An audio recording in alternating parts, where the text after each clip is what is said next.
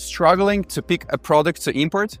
Start with something you already use and trust. You don't need a trendy product. You need something you understand, how it works, what makes it good, what frustrates you about it. That gives you an advantage most importers don't have: insight. I started with flooring because I was installing it every day.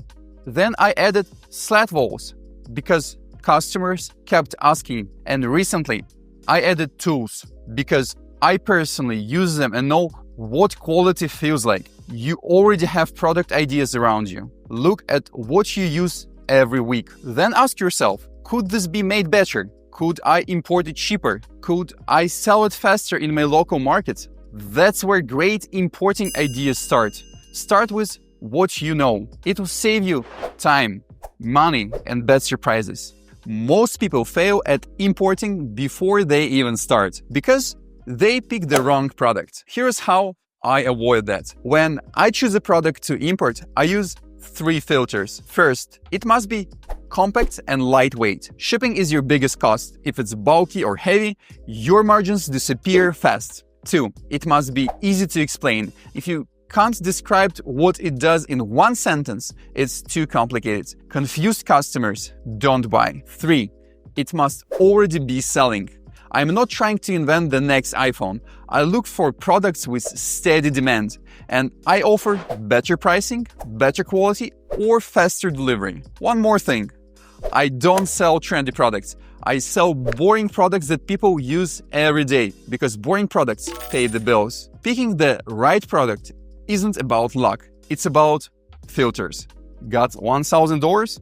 You're closer to starting an importing business than you think. Here is what's possible. Most people think you need $10,000 or more to start importing. Not true. Here's what you can do with just $1,000. Pick a small, lightweight product like a kitchen tool or phone accessory. Order a small batch, 50 to 200 units from Alibaba. Negotiate FOB pricing. Shipping to port, not your door. Use air shipping for faster delivery on small orders. Stick to one product, one color. Keep it simple. One of my first test shipments was a tool set. I ordered 120 units for around $900, shipping included. That single batch taught me more than 10 YouTube videos. And if you can sell it through Facebook Marketplace or friends, your second order pays for itself. If you ever wondered how importing really works, here's the full process in under 60 seconds. First, find a factory, usually on Alibaba, global stores, or through referrals. You ask about product specs, pricing, lead time, and minimum order. Second, place a trial order, usually small, to test quality and communication. You wire a deposit, usually 30% before production starts. 3. Production begins. While the factory makes your goods, you confirm packaging, shipping method, and destination port. 4. Pay the balance.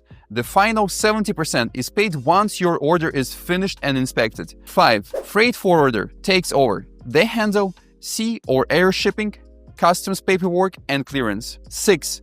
Your goods arrive, usually at your warehouse, a fulfillment center, or your retail location. That's importing, factory to door. The first factory I trusted almost scammed me. Here is how I make sure that this never happens again. I found them on Alibaba. They looked perfect. Gold supplier, trade assurance, all the badges. But when I asked for a sample, it came from a completely different address than the factory listed. That's when I realized some factories are just middlemen with fancy profiles. So now I use this checklist to avoid scams and find real manufacturers. First, I send a message asking specific product questions. Only a real factory can answer confidentially. Second, I request a video call and ask them to show the production line and actual workers making products. 3.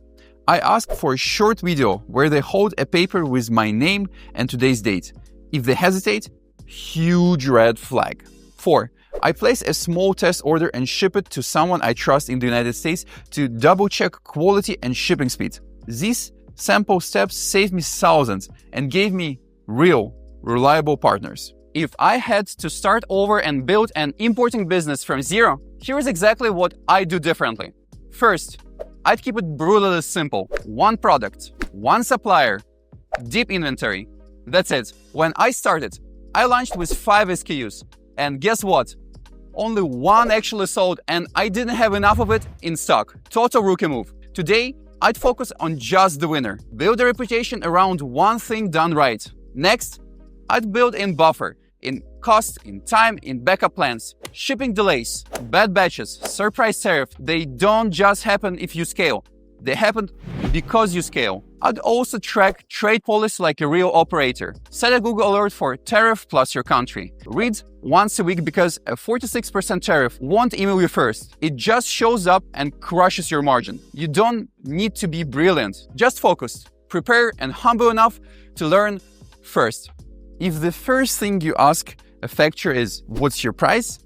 you already sound like a beginner. Here's what to say instead. When I reach out to a new supplier, I never start with price. Instead, I ask these 3 questions first. First, what's your MOQ? Minimum order quantity. This tells me how small I can test. Second, what's your lead time? I need to know how long it will take to produce and ship. 3, can you send photos or short videos of your packaging and production line? This helps me to confirm they're real and professional. I also ask if they've worked with US buyers before. If they say yes, I ask for examples. Once they answer all of that, then we talk pricing. You don't need to sound like an expert. You just need to sound like someone who knows what they're doing. Think shipping is just one step? It's the step that can make or break your profit. Here's how I choose between air and ocean freight. I don't always pick the cheapest option. I pick the one that fits the situation. Air freight is faster and more expensive. I use it when I'm testing a small order, I need it urgently, the product is lightweight. Ocean freight is slower but cheaper per unit. I use it when I'm ordering a large quantity. Time isn't critical. The product is bulky or heavy. Here is a rough example. Air shipping from Vietnam to Hawaii, around $6 to $12 per kg. Ocean freight for a full container, usually under $2 per kg, but it takes 4 to 6 weeks. Shipping isn't just about cost. It's about timing, volume, and staying in stock. Most people price their product wrong. They either copy competitors or guess. Here's how to price it right and stay profitable. First, know your landed cost. That's your product plus shipping plus customs plus packaging. If your product costs $5 from the factory, but shipping adds $2 and packaging $1, your real cost is $8. 2. Set a minimum margin. I aim for at least 3x markup on landed costs. $8 cost equal $24 retail minimum. That covers your fees, ads, and still leaves profit. 3. Check the market. Look at what competitors are charging. If they're selling a similar item for $40, you've got room to go higher or undercard smartly. 4.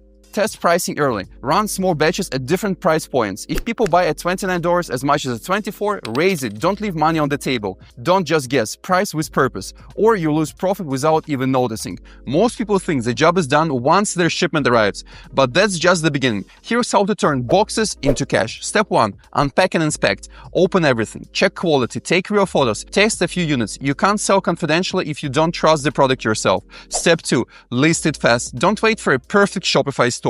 Start selling immediately on Facebook Marketplace, Craigslist, or even Instagram. Take your own photos, write simple caption, and post. Step 3. Offer local pickup or delivery. This is where most first-time seller gets stuck. Make it easy. Offer free delivery on island or pick up today to build momentum. Step 4. Track what moves. Keep a notebook or spreadsheet. Which product is selling fastest?